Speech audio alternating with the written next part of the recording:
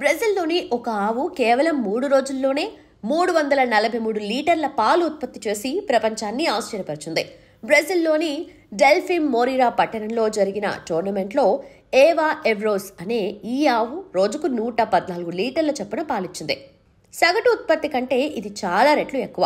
ఈ అసాధారణ ఘనతకు కారణం దాని ఉన్నతమైన జాతి, సమతుల్య పోషణ, శ్రద్ధగల సంరక్షణ, అలాగే అధునాతన పాడి సాంకేతిక పరిజ్ఞానం కారణమని నిపుణులు అంటున్నారు. గిరోలాండ్ జాతికి చెందిన ఈ ఆవు అధిక పాల ఉత్పత్తికి ప్రపంచవ్యాప్తంగా ప్రసిద్ధి. ఈ ఆవులు రోజుకు కనీసం 35 లీటర్ల పాలను ఉత్పత్తి చేస్తాయి. ఇది బ్రెజిల్ సృష్టించిన పాడి పశువుల సంకర జాతి ఆవు. ఉష్ణమండల వాతావరణంలో పాల ఉత్పత్తి కోసం ప్రత్యేకంగా దీన్ని అభివృద్ధి చేశారు.